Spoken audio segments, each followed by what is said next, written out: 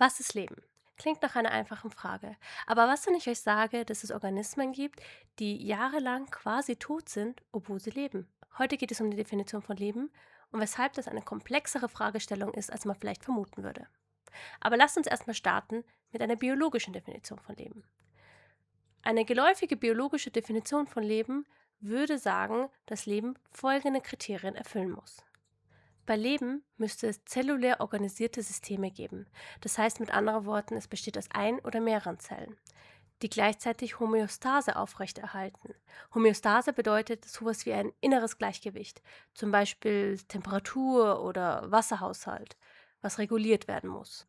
Gleichzeitig muss Energie verstoffwechselt werden. Das heißt, Energie muss aufgenommen und genutzt werden, um lebenswichtige Prozesse aufrechtzuerhalten. Weiters müsste Leben wachsen, sich fortpflanzen, auf Reize reagieren und sich evolutionär verändern. Also über Generationen hinweg sich anpassen und weiterentwickeln. Das wirkt ja erstmal sehr einleuchtend. Aber es gibt Fälle, die diese Definition stark ins Wanken bringen. Beispielsweise Samen. Bevor wir uns aber die Grenzfälle anschauen, stellt sich noch eine weitere Frage. Warum brauchen wir überhaupt eine Definition von Leben? Die Frage ist beispielsweise für Astrobiologie zentral. Wenn Raumsonden den Mars oder die Eismonde unseres Sonnensystems untersuchen, suchen sie nach Hinweisen auf außerirdisches Leben. Doch bevor wir nach Leben suchen können, müssen wir festlegen, wonach wir eigentlich suchen. Suchen wir nach Zellen oder nach bestimmten chemischen Verbindungen?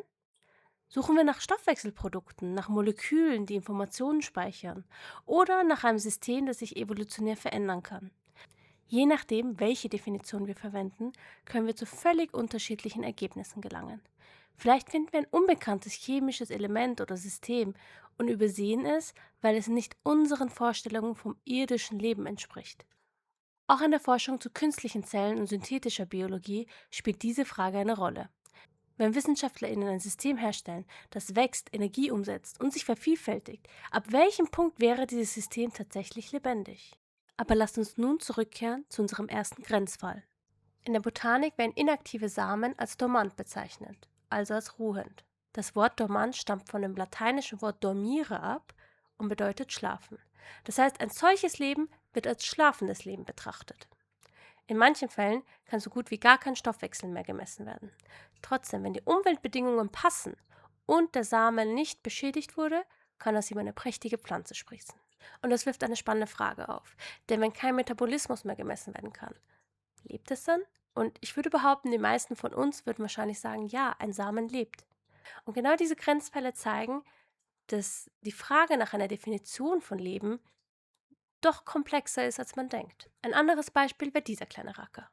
Das ist ein Bärentierchen, also ein winziges Tier, das für seine außergewöhnliche Widerstandsfähigkeit bekannt ist. Unter extremen Bedingungen kann es in einen Zustand namens Kryptobiose übergehen. Übrigens, Kryptobiose kommt aus dem Griechischen und bedeutet so viel wie verborgenes Leben. Dabei fährt das Tier seine Lebensprozesse auf ein absolutes Minimum herunter. Es verliert fast sein gesamtes Körperwasser, stellt Wachstum und Fortpflanzung ein und zeigt praktisch keinen messbaren Stoffwechsel mehr. Von außen betrachtet wirkt es wie tot. Trotzdem ist das Bärentierchen nicht gestorben. Es befindet sich eher in einer Art Überlebensmodus, durch den es extreme Wetterbedingungen und Umweltbedingungen überdauern kann. Das heißt, ein Bärentierchen kann jahrelang extreme Hitze, Kälte oder sogar Vakuum überleben. In einem Experiment wurden Bärentierchen in einen kryptobiotischen Zustand versetzt und anschließend im niedrigen Erdorbit dem Vakuum und der Strahlung des Weltraums ausgesetzt. Einige Tiere wurden sogar zusätzlich der ultravioletten Strahlung der Sonne ausgesetzt. Nach ihrer Rückkehr zur Erde erhielten sie wieder Wasser, nahmen ihren Stoffwechsel erneut auf und viele von ihnen konnten erfolgreich reaktiviert werden. Aber Bärtierchen sind nicht grundsätzlich unzerstörbar. Ihre Widerstandsfähigkeit hängt von der Art, der Dauer der Belastung und ihrem jeweiligen Zustand ab. Für unsere Frage bleibt das Beispiel dennoch faszinierend. Während der Kryptobiose verschwinden fast alle Aktivitäten, an denen wir Leben normalerweise erkennen. Das Tier bewegt sich nicht, frisst nicht, wächst nicht und pflanzt sich nicht fort. Und trotzdem würden wir kaum behaupten, es habe aufgehört zu leben und sei später erneut lebendig geworden. Offenbar betrachten wir Leben als eine Form von Kontinuität. Das Bärtierchen bleibt dasselbe organisierte System, auch wenn seine sichtbaren Prozesse vorübergehend fast vollständig ruhen. Lebendig zu sein bedeutet also möglicherweise nicht jederzeit einen aktiven Stoffwechsel zu besitzen, sondern die Fähigkeit zu haben, ihn aufrechtzuerhalten oder wieder aufzunehmen, sobald die Bedingungen es erlauben. Unser drittes Beispiel sind Viren. Viren besitzen keine Zellstrukturen und keinen eigenen Stoffwechsel. Sie können keine Energie gewinnen, nicht wachsen und sich auch nicht selbstständig vermehren. Um neue Viren herzustellen, sind sie vollständig auf die Zellen anderer Lebewesen angewiesen. Trotzdem erfüllen Viren einige Eigenschaften, die wir mit Leben verkoppeln würden. Beispielsweise können sie sich vermehren, aber nur innerhalb einer Wirtszelle. Sie mutieren, passen sich ständig neuen Umweltbedingungen an und zeigen auch eine Form von Evolution, weshalb wir immer wieder die Grippe haben, weil die Viren ständig mutieren. Gleichzeitig beeinflussen Viren das Leben auf der Erde massivst. Krankheiten wie Covid-19 zeigen, dass etwas, was viele BiologInnen nicht vollständig lebendig einstufen würden, dennoch globale Auswirkungen auf Gesellschaften, Wirtschaften und Ökosystemen haben kann. Viren sind deshalb ein besonders interessanter Grenzfall. Außerhalb einer Wirtszelle wirken Viruspartikel beinahe wie unbelebte chemische Strukturen. Sie verbrauchen keine Energie und führen keinen eigenen Stoffwechsel durch. Innerhalb einer Wirtszelle werden sie jedoch Teil eines aktiven Prozesses, in dem ihre genetische Information vervielfältigt wird. Deshalb könnte man fragen, ob ein Virus ein nicht lebendiges Objekt ist, das lebende Zellen manipuliert. Oder ist es ein Teil eines größeren Lebenszyklus, der sich nicht auf das einzelne Viruspartikel reduzieren lässt? Bei einem Schmetterling würden wir schließlich auch nicht behaupten, nur der ausgewachsene Schmetterling sei das eigentliche Lebewesen, während Ei, Raupe und Puppe nicht dazu gehören. Wir betrachten alle Stadien gemeinsam als Lebenszyklus.